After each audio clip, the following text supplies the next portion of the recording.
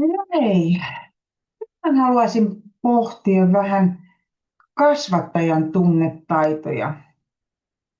Riippumatta, että puhutaan ammattilaisen kasvatustaidoista tai vanhempana kasvatustaidoista, niin mä haluaisin kiinnittää joihinkin asioihin huomiota ja käydä tässä tämänpäiväisessä videossa läpi vähän omia ajatuksiani tämän aiheen suhteen. Ammattilaisethan me tiedetään, että nykyään kiinnitetään huomiota enemmän kasvattajan tapaan olla suhteessa, kun halutaan vaikuttaa lapsen käyttäytymiseen, kuin että pohdittaisiin mitä lapsen käytöksessä pitäisi muuttaa.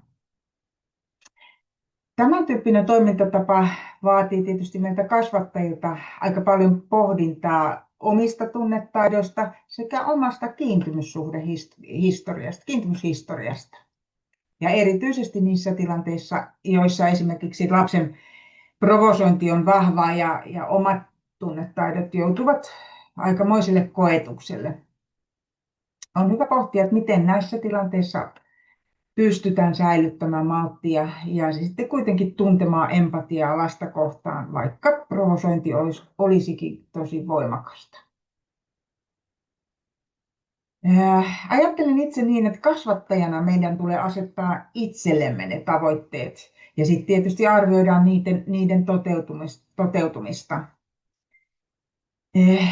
Ja sitten tarvittaessa tietysti meidän muutettava sitä omaa toimintatapaa, jotta me saadaan lapsen käytöksessä toivottavaa muutosta ja sitä tapaa olla vuorovaikutuksessa lapsen kanssa. Jos aiempi toimintatapa ei ole tuottanut muutosta, niin on pohdittava, mikä meidän tavassa kohdata lapsi on syytä muuttaa. Eli mä korostan tässä nyt sen yhteyden ja suhteessa olon merkitystä. Käytöksen korjaaminen ei ole sitä. Sensitiivinen ja lapsen kanssa hyvässä yhteydessä oleva kasvattaja ilmaisee tietysti lämpimiä tunteitaan kokonaisvaltaisesti, voidaan sanoa psykofyysisesti. Sanoittaa ja virittäytyy lapsen tilanteeseen koko kehollaan. Mitä pienemmästä lapsesta on kyse, sitä tärkeämpää on kehollinen viestintä. Lämmin äänensävy, äänen voimakkuus, korkeus, ilmeet, pehmeät eleet, liikkeet, puheen rytmi ja niin edelleen. Ennen kaikkea aikuisen on oltava kiinnostunut lapsen sisäisestä maailmasta ja niistä kokemuksista, joita lapsilla on, ajatuksista, ei siis pelkästään käytöksestä. Ja parhaiten aikuinen pystyy säätelemään lapsen tunteita reagoimaan samalla intensiteetillä lapsen kokemaan. Tunteiden sanoittaminen ei yksin riitä. Jos lapsi on vihainen, niin siihen vahvasti reagoidaan, intensiivisesti reagoidaan. Hei, mä huomaan, että sua suututtaa ihan tosissaan. Ei kannata hyvin neutraalilla äänensävyllä reagoida tällaiseen lapsen tunteeseen, näin voimakkaaseen lapsen tunteeseen. Jokaisesta lapsesta voi löytää ainutlaatuisuutta ja viehättävyyttä. Joskus sen ainutlaatuisuuden ja erityisyyden löytäminen voi olla haastavampaa kuin joskus toiste, mutta sen tunnistaminen voi olla hyvinkin merkityksellistä esimerkiksi hyvin vaikeasti vammaisten tai vaikka käytösongelmaisten lasten kanssa. Kasvattajan viestinnällä ja omalla suhtautumisella lapsen voi olla vanhemmallekin suuri merkitys. Muistan aikoinaan, kun työskentelin hyvin vaikeasti vammaisten lasten kanssa, ja muistan, kuinka joskus vanhempien oli vaikea löytää niin kuin omasta vaikeasti vammaisesta lapsestaan mitään kaunista. Ja kun ammattilaisena oli mahdollista kertoa jotain kaunista lapsesta, niin se oli valtavan suuri merkitys vanhemmille, myös kiintymyksen näkökulmasta. On hyvä muistaa, että lapsi, joka jatkuvasti kokee epäonnistuvansa toiminnassaan, ihmissuhteissaan, kaverisuhteissaan, on menettänyt paljon uskoa omiin mahdollisuuksiinsa. Ja löytämällä se jokin juuri tästä lapsesta, kasvattajan on mahdollista palauttaa lapsen uskoa omiin kykyihin ja mahdollisuuksiin. Aikuisella on aina mahdollista antaa toivoa sillä, että hän kiinnostuu ja välittää. Se, että kasvattaja kertoo lapsen ainutlaatuisuudesta, kun lapsen on mahdotonta löytää itsestä mitään hyvää, luo sitä toivoa lapselle. Voi vaikka sanoa näin. Minä toivon, että sinä näet itsesi samanlaisena jonain päivänä, kuin minä näen juuri nyt sinut. Ihanana, viisaana ja toimivana poikana. Jokainen lapsi haluaa vaikuttaa aikuiseen myönteisesti, vaikka lapsen käytös ei sitä välttämättä näytäkään. Lapsi vaistoaa hyvin herkästi, jos aikuinen ei koe häntä positiivisena eikä pidä hänestä. Jos tällaisia tilanteita syntyy, kasvattajan on tosi tärkeää pohtia tilannetta yhdessä oman kasvatusyhteisönsä kanssa. Inhimillistä on, että kasvattaja ei aina tule hyvin toimeen joidenkin lasten kanssa, mutta se on kyllä ehdottomasti tiedostettava ja siten mietittävä uudenlaisia käytänteitä. Näin voi käydä myös vanhempien kanssa.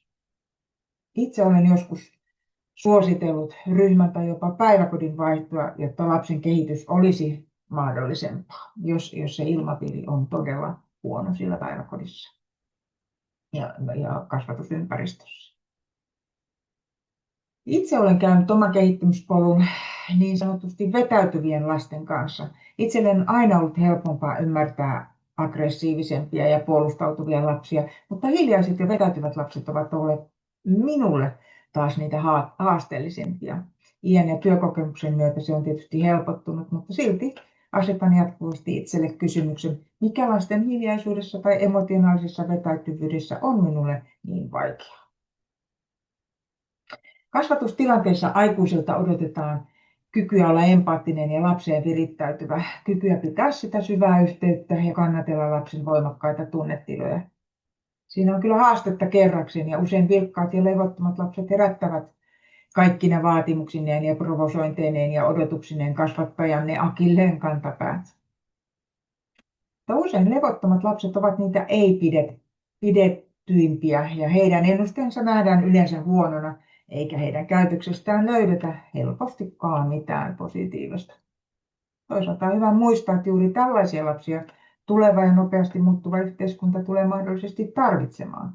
Ehkä näistä levottomista lapsista tulee nopeita päätöksentekijöitä ja hyviä innostajia. En tiedä sitä.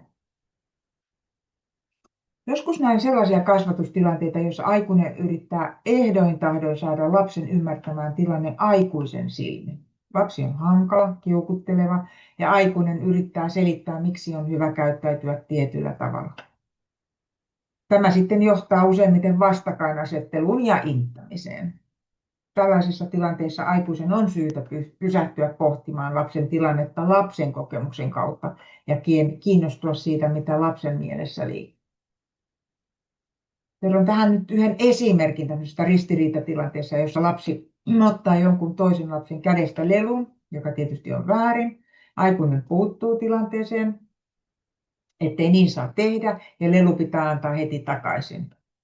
Tämän jälkeen sitten lelun ottanut lapsi saa itkukohtauksen eikä koe tulevansa ymmärretyksi. Tilanteessa voisi kokeilla ehkä vaikka tämän tyyppisesti reagoida. No, aikuinen voisi reagoida vaikka näin. Oho, tuopa nalle näyttää olevan sinulle tosi tärkeä. Todella tärkeää huomaan. Nyt pitää sitten miettiä, miten tässä toimitaan. Se on myös, kuten huomaat, Timolle tärkeä. Hän on tuonut sen tänään lelupäivänä päiväkotiin ja se surettaa häntä, että sinä otit sen. Mietinkin, että me voisimme mahdollisesti hakea toisen lelukaverin teidän yhteiseen leikkiin. Uskon, että se lohduttaisi Timoa ja myös sinua. Mennäänkö yhdessä hakemaan sen mukaan leikkiin? Näin toimii tiedostava ja reflektoiva kasvattaja. Tässä esimerkissä aikuinen auttaa yhdistämään lapsen tarpeen hänen toimintaansa sekä eläytymään empaattisesti toisen suruun samalla kun lelun ottaja tulee myös kuulluksi. Aikuinen tavoittelee tässä ja kannattelee sen tunnetilan, jonka kanssa lapsi sillä hetkellä on suurissa vaikeuksissa. Ja kiistaan sitten saattaa löytyä ratkaisu. Tämän tyyppinen aikuisen toiminta lisää ryhmässä lasten yhteisöllisyyttä. Aikuinen kuulee ja ymmärtää lapsen tarpeita ja tarvittaessa sovittaa ne ryhmän todellisuuteen. Kompromissin löytyminen tutkimusten mukaankin ennustaa ystävyyssuhteen säilymistä paljon paremmin kuin taas yksittäisen lapsen tahdon läpi saaminen. Saattaa sitten katkaistakin helposti ystävyyssuhteita.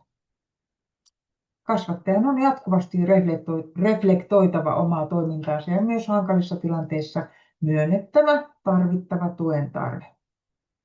On hyvä muistaa, käytöksen takana olevien tunteiden, ajatusten ja kokemusten hyväksyminen ei ole sama asia kuin huonon käytöksen sietäminen. Kiitos.